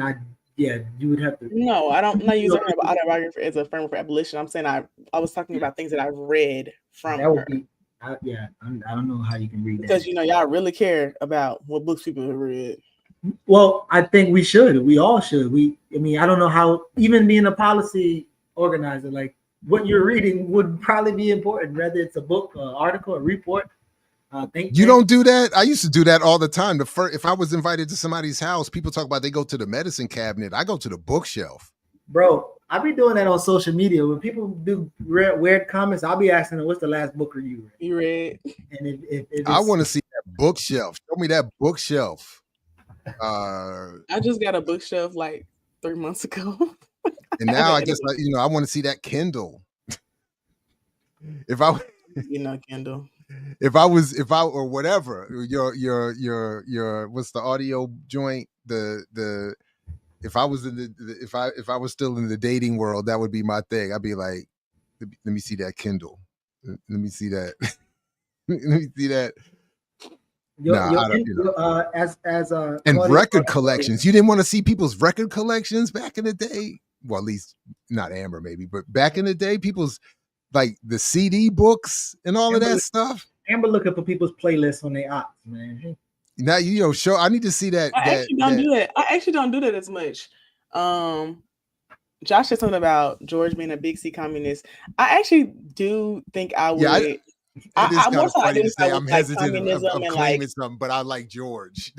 Yeah, I more so really identify with like some of the communist ideas and like anarchy, and I think that's because of my inherent desire to like push back against systems like in government and just be like, I don't want to like follow any of those rules, but it could always change. You never know. And I agree with Zenzi. Y'all be thinking y'all gonna get me, but I think that's my struggle with abolitionists, because it's like if you pushing back against everything, then I'm like, what? I don't know if that make any sense. Now I will say there's some abolitionist stuff I had to think about for a second. I was like when they were talking about abolition includes like CPS, I don't believe in CPS, but I did in my head be like, okay, so what do you do? Like, what is your alternative? And I was like, okay, well, no, communities can build like systems to hold people accountable for abuse. Like that's realistic. But I also did not know that family separation, like amongst Black people, was as bad as it was, because I don't have children, and I don't have a lot of friends who have children either. So I'm not interacting with people who are like dealing with that system or know people who are, until somebody I know who's a lawyer had a case where someone's children were taken here in Tennessee, not in Memphis, but like in a like small town in Tennessee when they were driving. And then I was like really paying attention to like family separation and like the impact of it. And I was like, oh, they be doing this to Black people a lot, but you don't know what you don't know. So until then, I didn't really know like how harmful CPS was. Chidi Macha said the scary thing is if you can't find a bookshelf. I have a relative who doesn't have a lot of books, but read the physical paper from front to back every day and thinks she's informed.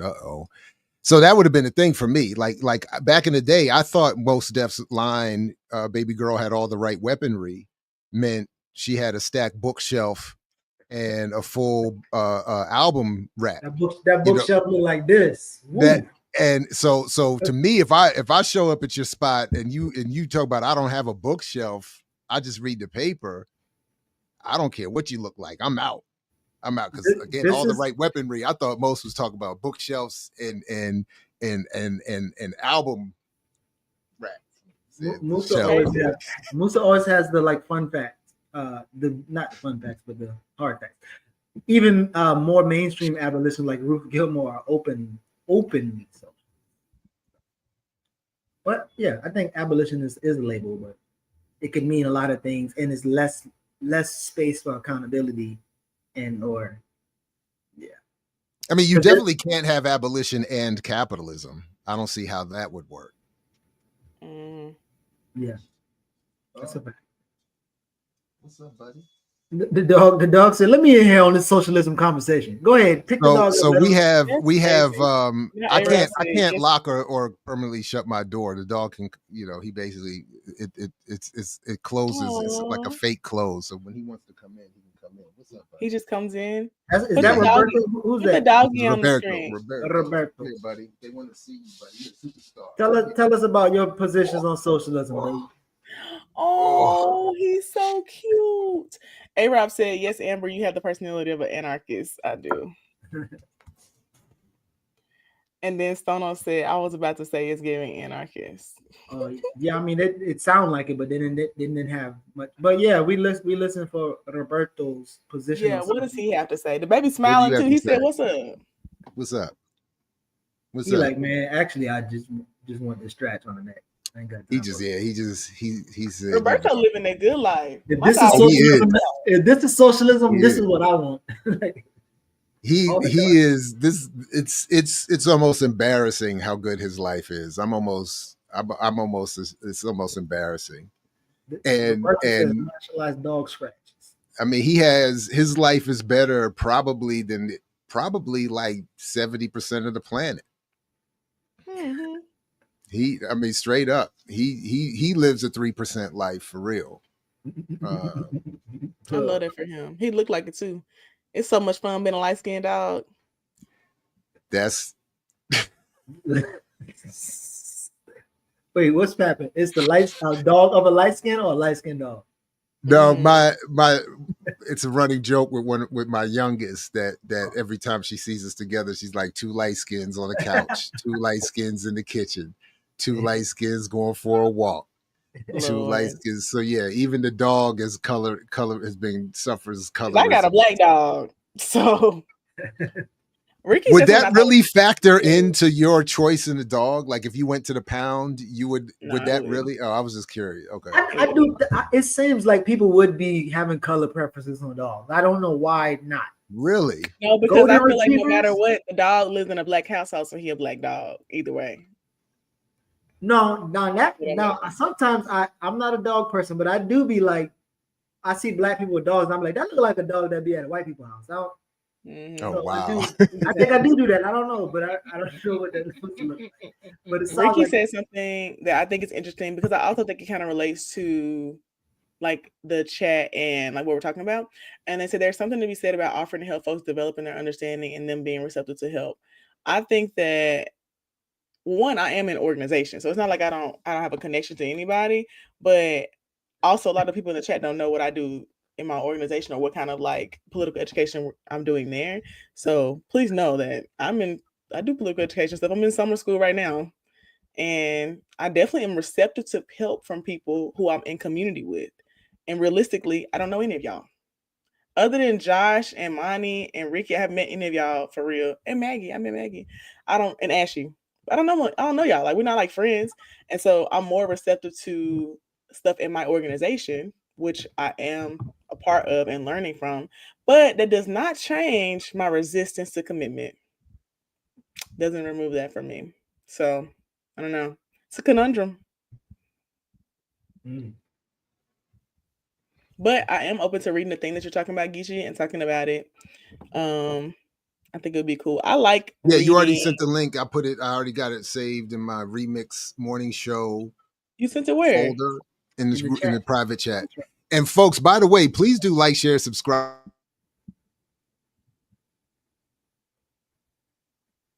Amber got Now that his man internet cut. went out. Amber got that man cut off for talking about socialism.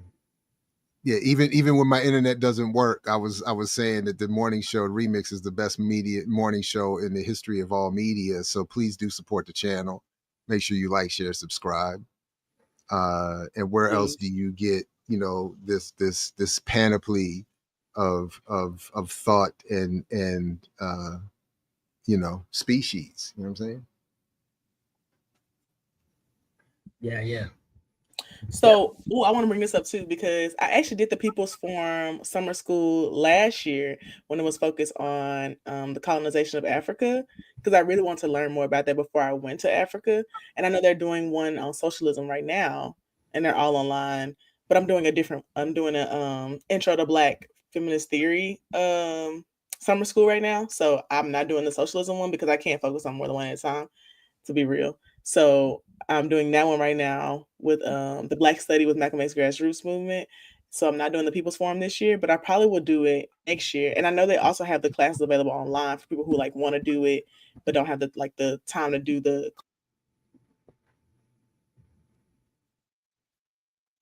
They have them available later on. So I really like the one I did about Africa. It was really good. I really learned a lot, even with like the way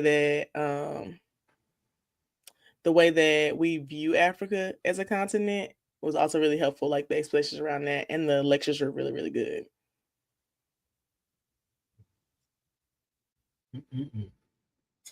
Moose suggested that also Grace Lee Boggs' organization means commitment. Good. It's so funny because it still will not change. I mean, you still committed, whether you. I mean, I feel like someone else said in the chat this too, that like my actions show my commitment. I feel like my actions definitely show my commitment, and my unwillingness to verbally or like vocally commit in a certain way is my own cognitive dissonance in a way, because I still show up. I'm still committed. I still am doing these things, but I just don't want to label myself or say something in a certain way because of how I am processing it for myself, which I think is totally fine. Yeah, I think it's different. So, because as you said, just as well as you said, people don't know you. This is the only access people have to you. So, just as well as you're saying they don't know you on your side, they don't know you on their side. So, they don't know if you're doing the work. They just know how they receive you on the show, or they consume you on the show, as we said. And and I'm totally fine with that. I think the issue is more so with y'all than me. I actually am fine with that. I don't think it's an issue. No, I'm saying I don't think it's an issue with the chat. I think it's a struggle that we're all having a conversation. And so if you say something and somebody was like, "Oh, I wasn't expecting that," and then they like kind of struggle around it, that's all that's happening. It just people are trying to get clarity around what's being said. They're struggling. Yeah. No, there is a struggle. You are even your definition, huh? There's a struggle. Yeah, I'm not in the struggle. I am swaying for Roberto. That's my guy. That's my guy. It's my guy. He ain't in the struggle. We got time to play the video I put in the chat, Geechee. Which video? It's an Instagram video about some about blight. It's about a blight ordinance. Me and Jared, it's 2 exercises down the interstate. We about to get off on 2 exits. All right, I'll try, but I don't, give it a shot here. The dog in his lap. Not the Memphis City Council trying to make it easier for the city of Memphis to take your house. What's up, y'all? It's Amber, your favorite policy organizer here. And I want to talk about a really important ordinance that's coming up today in the Memphis City Council. The Blight Remediation Ordinance, which is actually being sponsored by Councilwoman Jerry Green, Councilman Philip Spinoza, and Councilwoman Janika White, is an ordinance that's going to change the way that blight is handled in the city of Memphis by giving the city a lot of power to do things like inspect your homes without notice or put liens on your house. And I want y'all to know what exactly is in this ordinance so you can fight back against it by coming to the city council meeting today.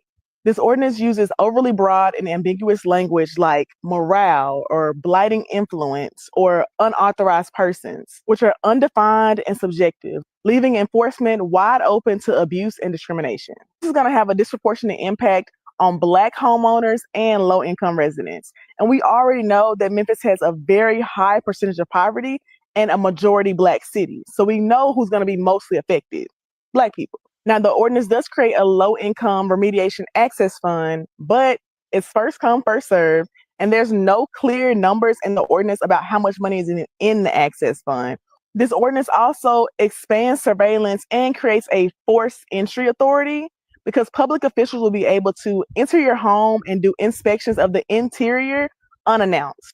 Yes, you heard that right, unannounced. If they suspect that there's a violation, they can come to your home and inspect it unannounced, including the inside, which is a huge invasion of privacy. There's also no clear legal process or appeals process in the ordinance. You can file an appeal 60 days after action has been taken against you, but there is no legal assistance for homeowners who are facing forced demolition or administrative hearings in Chancery Court. And there's no guaranteed right to independent review beyond Chancery Court. And your home can be demolished, cleared by the city, and then the cost be added as a lien, which makes it a lot easier for folks to be preyed on by investors. And those labeled habitual offenders can be charged with administrative fees with no clear criteria for what qualifies as habitual in the ordinance. This ordinance claims to address blight, but it does so by criminalizing poverty and gives the city unchecked power to displace the very residents they should be trying to protect. The city council is going to hear this for the third time today, so this will be the final vote. You need to go down to City Hall today, July 8th at 4 p.m. for the city council meeting. You can stop it there. You can stop it there. Across the street. Yeah, so I just want to talk about this blight ordinance that came through our city council. It wasn't voted on. People were showing up and they pulled it, but I had made that video like that morning, and people started showing up at the city council meeting that afternoon, enough for them to pull the ordinance. But I was just really concerned about it because I also looked into like how other places are handling blight and like what kind of practices they have. And basically, no other city's doing this stupid shit. But I feel like the issue is that because the city doesn't feel like the environmental court is clearing homes quickly enough, then they want to put this in place. But this just violates people's due process. Like, it takes away the due process that it's making it take longer in environmental court. And I was like, that's not legal. You can't just take away the due process because you feel like it's not quick enough. But I was also really concerned about the public officer thing. So it would allow the city to establish a new city division where the mayor appoints public officials or public officers who are doing the investigations of your house. And they don't have to give you notice. They can come in unannounced and inspect the interior and exterior of your home. And I said, first of all, you motherfuckers don't get shot. Think you going into anybody's house and doing an inspection. You're not a lawyer, a judge, a police officer. You're nothing. Like, you have no actual authority. You're a city employee and you're going to come in somebody's house to inspect it. That's fucking insane. So that's why I made the video, to like call it out and get them to stop it. And they did stop it. But I also found it interesting that these city council members are so weak in their feelings. They was like, Amber, you didn't have to make a video. You could have called me. You didn't have to blast us on the internet. And I was like, I actually did not blast you. If I wanted to blast y'all, I would have said 2 of the sponsors are actually attorneys who didn't even read the ordinance. And now they're upset that I'm saying something about it because they didn't read it. And now they see that it's fucked up. But I didn't do that. I just said that they were sponsoring it. And I think that the way that elected officials have this idea that you owe them something because you know them is wild, because I'm not your friend. I'm not their friend. We're not buddies. We don't hang out. You're elected. And so I hold you accountable. And they was really in their feelings about it. And I thought it was dumb. What do you feel like people in your area in Memphis, is there a movement of people talking about the demodification of housing? Like what that, because again, I know in those spaces that might not even be on the table. So what type of groups speak that way? We have a tenants union here, but we don't have anyone I feel like that is working on like specific housing stuff. And I think the biggest issue is that there's a lot of out-of-town investors who buy homes here because it's so cheap. The housing is extremely cheap. So they buy up all these houses and they don't ever use them because they realize the rehab is too costly, or they change their mind. And then they're dilapidated and abandoned. And so the city is looking for ways to get rid of those properties, like to either demolish them or to have them rehabbed. But they don't want to go through the process of going through environmental court because it takes so long, because they have to give them so many notices. And so a lot of people are complaining about that. That's like a big thing here. People are complaining about that, but they're not complaining about people's regular houses. Like some of the stuff in the ordinance was stuff like creates an environment that has mosquitoes or overcrowding inside your home. Most homes are overcrowded. Like Black people got 5 people living in a 2-bedroom. Like that's a normal thing. Or having a gutter that's hanging, having unclean gutters, having not just your yard not cut, but like having bushes not being managed, any kind of flooding, like all this stuff is like the stuff that happens at poor people's houses. And so I just feel like the ordinance itself really didn't focus on the main issue, which is that we don't want so many abandoned houses. We want them to figure out a way to either fix the house and someone live in it, or demolish it and just like use the land for something else. But what they wrote is completely different from that. And they acted so fucking shocked, like, oh, well, we hadn't read that. We didn't see that. You're a fucking city council member and you're an attorney. 2 of y'all are attorneys and y'all didn't read it. That's crazy. And my mama was even mad about it. My mama don't even care about politics like that. My mommy saw my video and she said, how do I write an email to them? What do I need to say? Because I just feel like the police are going to use this as a way to search people's houses without warrants. And I hadn't even thought about that. I hadn't even considered that. I was like, oh shit, that's right. Like, I just think there's so many ways to abuse this ordinance. And that's why I made the video. But I also want to talk about it on here because I know that there's blight issues in other places. And I wonder how people are, like what they're doing for them. Because I also know in Atlanta that our mayor be trying to do shit that the mayor in Atlanta is doing, even though it don't make no fucking sense. And then we be telling him that it's stupid and then he don't do it. But he be trying to do it. And I be like, you need to do the shit that fucking Randall's doing in Birmingham and Brandon's doing in Baltimore. Don't be doing the shit that the nigga doing in Atlanta. No, don't do what Brandon doing in Baltimore here. The thing I'm talking about that Brandon's doing in Baltimore is this trade program they have where you can get a trade like in high school and be guaranteed a job with the city. I thought that was a good idea. The city also is the police, so I don't know. I mean, but if I get a welding trade, Yeah, listen. how am I the police? Don't let Brandon fool you because he got a fro and say shorty.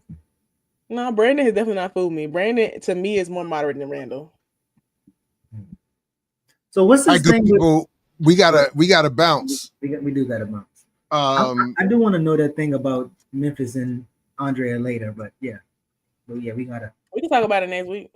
Tune in next week when we talk about Memphis and socialism. It's And so if crazy you, because Yipper said what I was just thinking, which is that could police use that to bypass search warrants? And I think that they could. But right now, the ordinance is on hold for a month. So they're going to go back and read through it again and then decide what they're going to do. I sent them about 25 amendments. So I think that they might just throw it out instead of doing all the amendments. please like, share, subscribe, support the platform, the Patreon, links in the show description. This has been great. The Undefeated Chat continues its streak of undefeatedness. And Geechee and I are headed over to Millennials Are Killing Capitalism for part 1 of How to Read Donald Duck, and which will conclude with part 2 tomorrow on Saturdays with Renee, back here on Black Liberation Media. So for Roberto, Amber, Where's Geechee, you have to go to their channel? correct. Okay. Millennials Are Killing Capitalism. And yeah, this has been fun. See you all later tomorrow. Peace only if you're willing to fight for it, as Fred Hampton used to say.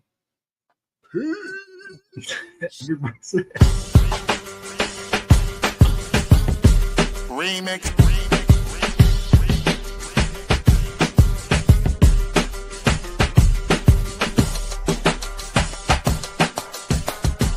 Remix. Remix. Remix.